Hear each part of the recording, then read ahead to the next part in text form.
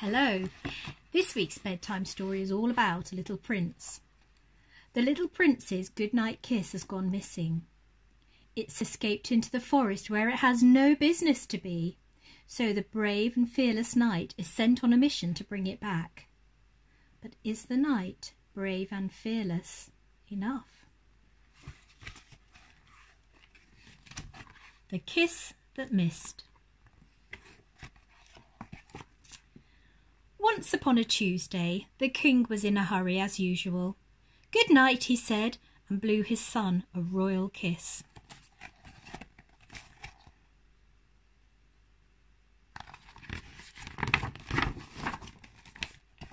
It missed.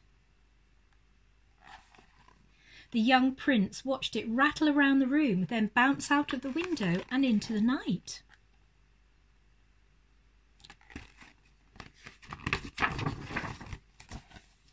The prince told the queen told the king, and the king had a quick word with his loyal knight. "Follow that kiss," he shouted.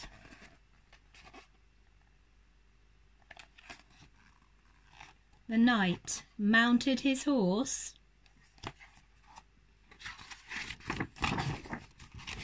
well, at least he tried to. Eventually, he galloped off in hot pursuit until they came to the wild woods.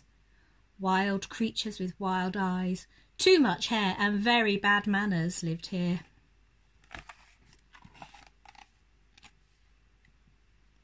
It was dark, it was smelly, and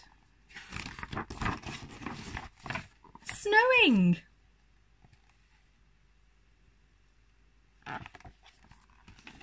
They were not alone.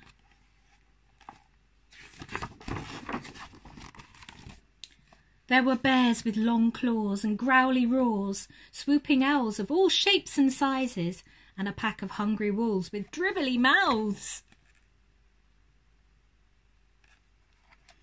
"Eek!" squeaked the knight. And then suddenly, with a sparkle, the royal kiss came floating by, and in turn said good night to everyone. Bears stopped being growly, owls stopped being swoopy, wolves stopped being dribbly, and before you could say big hairy toes, they all settled down for a good night's sleep. Can you see the kiss sparkling there?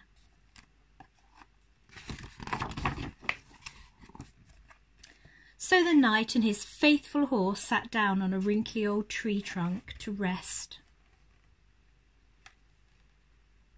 The wrinkly old tree trunk twitched and slowly rose into the air, above the woods and into the clouds. Can you see what you think the tree trunk might be?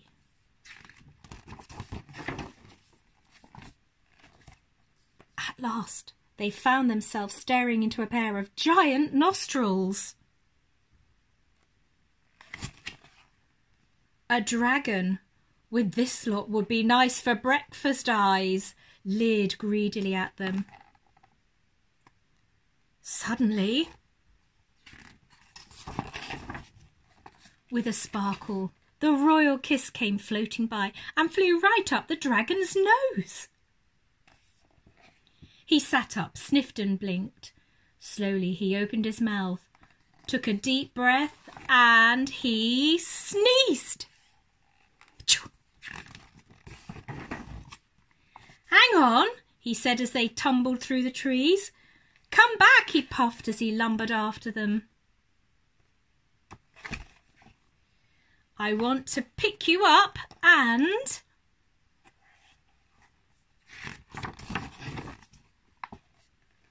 kiss you good night." Slowly, they all made their way back to the castle.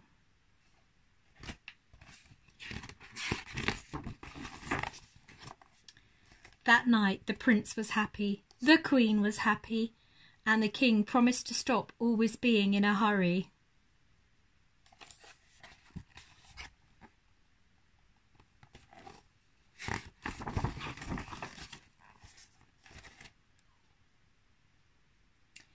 He made sure everyone was comfortable, and he slowly read them a bedtime story from beginning to end.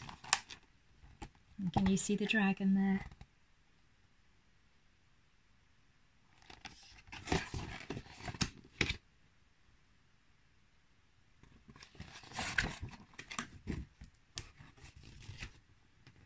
Almost. It's a lovely story. Good night, everyone, and take care. Stay safe.